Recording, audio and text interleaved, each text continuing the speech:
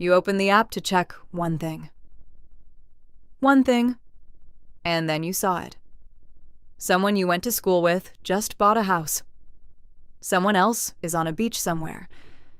Another person got a promotion, posted a photo with a caption that made it look effortless, and already has 400 likes. You close the app. But the feeling didn't close with it. That tight, low hum in your chest, the one that sits somewhere between envy and inadequacy, lingered. And the strange part is that none of those people did anything to you. You weren't even thinking about your life until a second ago, but now you are. Now you're measuring. Here's what nobody tells you. That feeling is not a flaw. It is not weakness. It is one of the oldest and most sophisticated survival tools your species ever built. And once you understand where it actually comes from, you will never look at it the same way again. The real answer is far stranger than you think. In 1954, a social psychologist named Leon Festinger published a theory so clean and so unsettling that it quietly reshaped every field that studies human behavior. He called it social comparison theory.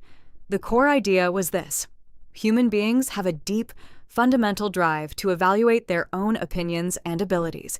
And when there is no objective standard, no ruler, no scale, no scoreboard, they turn to other people.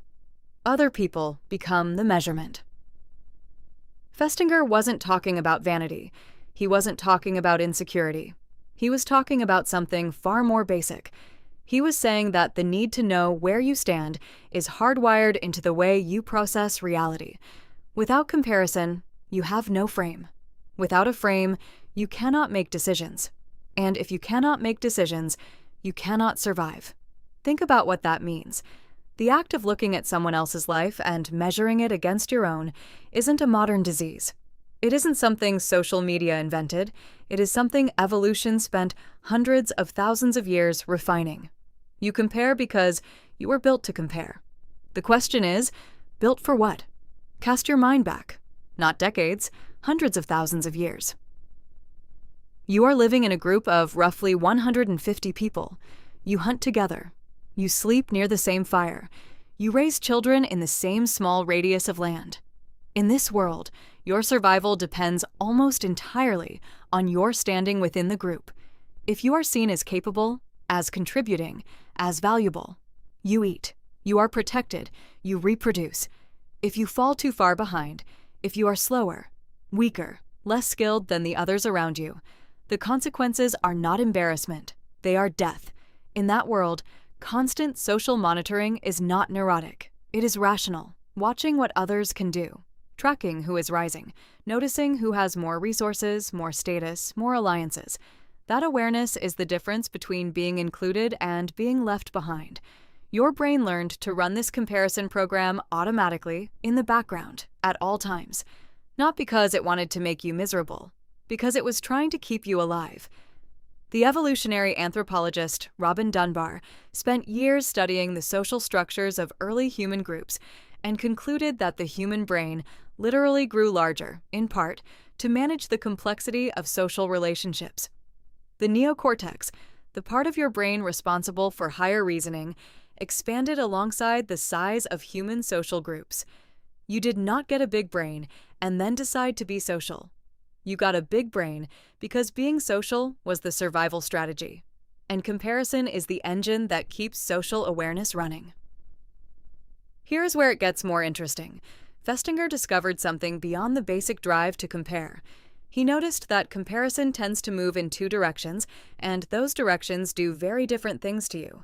Upward comparison is when you look at someone who appears to be doing better than you, more successful, more attractive, more skilled. In evolutionary terms, this was adaptive. It told you where the ceiling was. It showed you what was possible within your group. It motivated you to close the gap. The discomfort of upward comparison was the sensation of a gap you needed to close. Downward comparison is when you look at someone who appears to be doing worse, struggling more, falling behind. In evolutionary terms, this reassured you that you were above the threshold. You were safe. You were not the weakest link. The relief of downward comparison was the sensation of confirmed safety. Both of these were useful. Both were calibrated to a world where your reference group was roughly 150 people who all lived within walking distance of you. People you could actually watch, talk to, and compare yourself against in real time. And then the reference group exploded. In 2024, the average person consumes somewhere between 6 and 9 hours of digital media per day. In that window, you are exposed to hundreds, sometimes thousands, of other lives. Not the full lives, the curated ones, the highlight reels, the moments people chose to show, because those moments reflect the version of themselves they want to project. But your brain does not know this. Your brain is running a piece of software that evolved for a world of 150 people. It sees a feed full of strangers, achieving and thriving and showing off, and it processes all of it as data about your social standing.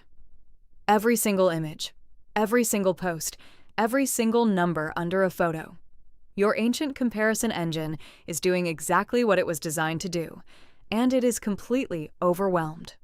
Psychologist Sherry Turkle of MIT spent years studying how digital communication reshapes the self, and one of her central findings was that the performance of the self online creates a feedback loop that is fundamentally different from anything human social life has ever encountered before. You are not just comparing yourself to peers. You are comparing yourself to the performance of peers, to the most polished, filtered, strategically timed version of someone's life. And you are comparing it to the raw, unedited, interior experience of your own. This is a comparison that was never supposed to happen. There is no evolutionary precedent for it. There is no calibration that was built to handle it.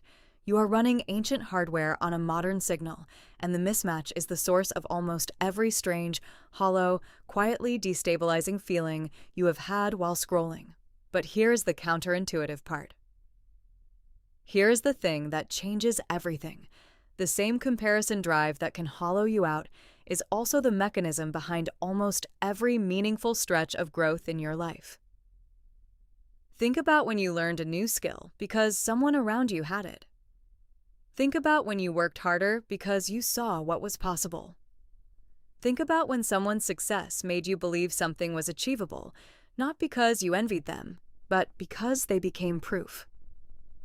That was upward comparison doing what it was designed to do. That was your brain identifying a gap and deciding to close it. The problem is not comparison. The problem is the reference group. Your brain evolved to compare against people whose full lives you could see, people whose failures were just as visible as their successes, people who lived within the same constraints you did. When your reference group is honest and real and three-dimensional, comparison is a tool. When your reference group is a feed of curated highlights from 7 billion strangers, comparison becomes noise. Researcher Ethan Kross at the University of Michigan has spent his career studying the relationship between social media use and psychological well-being. One of his findings was striking in its simplicity. Passive consumption of other people's lives, scrolling without interacting, watching without engaging, consistently produced lower mood and higher feelings of inadequacy. Active engagement, commenting, connecting, having real exchanges, did not produce the same effect. The difference was not the content. The difference was whether the person felt like an observer or a participant. Your comparison drive was built for participation. It struggles with pure observation. So, when you open the app and scroll in silence, you are not engaging with your social world. You are watching it from behind glass. Your ancient brain is trying to run its calibration software on a signal it was never designed to read. And the output, that hollow, tight feeling, is not evidence that you are losing. It is evidence that the tool is misfiring. There is one more thing worth knowing. Something that rarely gets said. The people whose lives you are measuring yourself against are also measuring. They are also comparing. They are also sitting with that same low hum in their chest, looking at someone else's highlight reel and wondering why their own life feels thin by comparison. The comparison trap does not spare the people inside it. The person on the beach is looking at the person who bought the house. The person who bought the house is looking at someone else's career. The chain does not end. It just loops. Festinger understood this. His theory was not a critique of human nature, it was a description of it. The drive to compare is not something to be ashamed of or suppressed. It is something to be understood. Because when you understand what it is, you can start to choose what you compare yourself to and why. You can narrow your reference group. You can choose people whose full lives you can actually see. You can compare yourself to where you were last year instead of where a stranger is today. You can use upward comparison as a map instead of a verdict. You can let it point you toward something instead of away from yourself. You open the app to check one thing. You saw someone else's life and your ancient brain did exactly what it was built to do. It measured. It calculated. It told you where you stood. The only difference between that reflex destroying you and serving you is whether you understand what it is. Not a flaw, not a weakness, a tool. The oldest one you have, and like any tool, it is only as useful as the hand that holds it. Now you know whose hand that is.